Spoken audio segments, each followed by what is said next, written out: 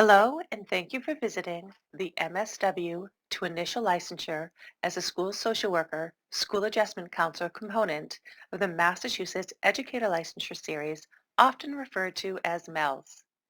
This presentation provides general information to assist individuals who have a master's degree in social work learn how they may obtain an initial school social worker, school adjustment counselor license in Massachusetts through the panel review process.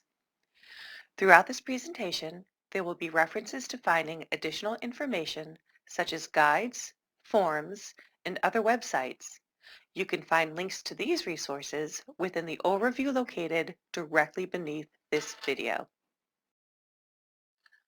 When selecting the type of school social worker, school adjustment counselor license, please keep the following in mind. It is possible to earn an initial license as your first license. It is not possible to obtain a professional license as your first license. An initial license is valid for 5 years of employment, not 5 calendar years, and if necessary, educators may extend an initial license for an additional 5 years of employment. Individuals who possess a bachelor's degree, achieve a passing score on the communication and literacy skills test, and possess a master's degree in social work qualify for the panel review portfolio, which may lead to a recommendation for initial licensure. A panel review is the process used by the department for reviewing and recommending candidates for initial licensure who have substantial education and formal education relevant to the license sought, but have not met the specific licensure requirements. There are two potential phases to the panel review: the previously mentioned panel review portfolio and the panel review interview. Individuals who qualify for a panel review portfolio who also have at least 5 years of full-time employment in the field of counseling, social work, and/or psychology may qualify for a panel review interview.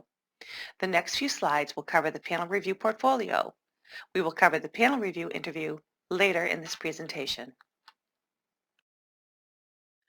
Prior to discussing specific requirements that must be demonstrated and/or satisfied within the panel review process, let's discuss how eligibility for the panel review portfolio is documented. To document required degrees, applicants should upload official undergraduate and graduate transcripts that include the registrar's signatures, verifying the degrees conferred, along with the conferral dates and all coursework within. Degrees must be completed through colleges or universities accredited by a recognized organization.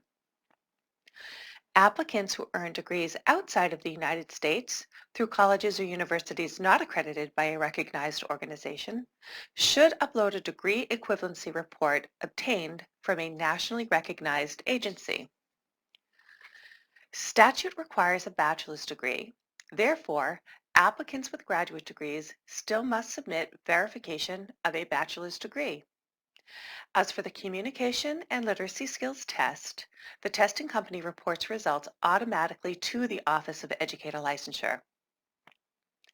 You can find additional information pertaining to how to upload documents, recognized accrediting organizations, nationally recognized agencies, as well as the communication and literacy skills test through links contained within the overview located directly beneath this video.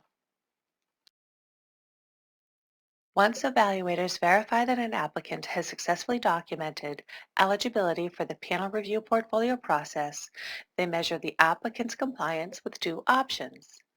The first option is the completion of an internship within a master's degree in social work of at least 900 hours as a social worker, not less than 450 of which were working with children, adolescents, and families in a school or school district. During this internship, an applicant must demonstrate competency in performing the school social worker, school adjustment counselor roles, responsibilities, and subject matter knowledge. Applicants who cannot document compliance with the first option must satisfy an internship of 450 hours in the role of a school social worker, school adjustment counselor. Two documents are required to verify compliance with the first option, which applicants must complete within the MSW program: a letter and a form. The letter must be on official letterhead of the college or university that awarded the master's degree in social work. The dean of the School of Social Work must sign the letter, and the letter must specifically state the applicant's name and be bid and include the following statement. The applicant completed a social worker internship of at least 900 hours, not less than 450 of them were working with children, adolescents, and families in a school or school district. In addition, applicants must provide a correctly completed and signed panel review, MSW, school social worker, school adjustment counselor internship form to document compliance with this requirement.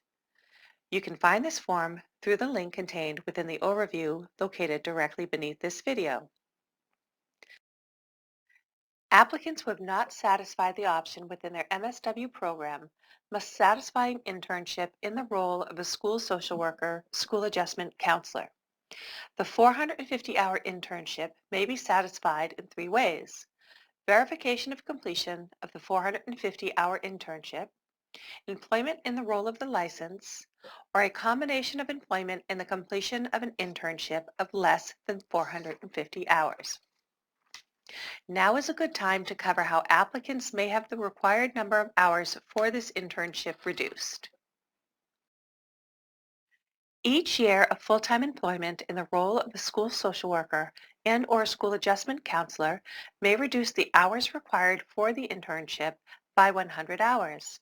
Therefore, if applicable, if you would like an evaluator to consider reducing the required number of internship hours, please upload either of the following: a letter written on official letterhead of the district or school setting where the employment occurred, signed by a superintendent, assistant superintendent, principal, human resources director, executive director, or equivalent head administrator.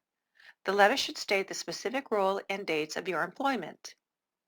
In lieu of the aforementioned letter, applicants may upload a completed school-based employment verification, induction, and mentoring form to document employment as a school social worker and/or school adjustment counselor.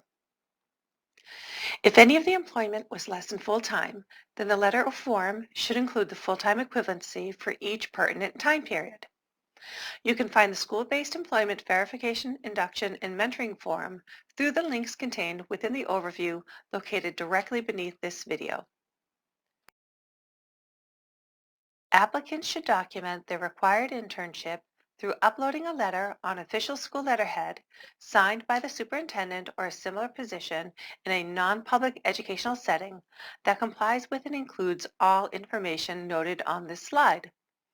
Please keep in mind that the individual serving as the internship mentor must have been trained as a mentor, hold a Mass Initial or Professional School Social Worker, School Adjustment Counselor license, and have a combined total of at least 3 full years of experience under the initial and/or professional licenses. Let's discuss the panel review interview.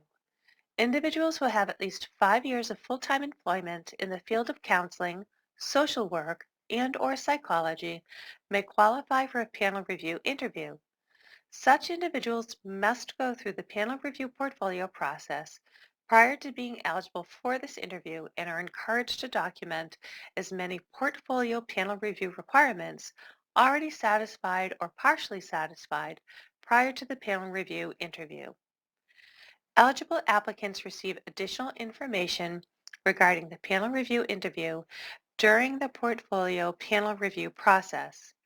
Therefore, if applicable, to verify years of relevant employment that occurred outside of a school setting, please upload a letter written on official letterhead of the organization where the employment occurred, signed by a head administrator, generally a human resources director, president, or executive director.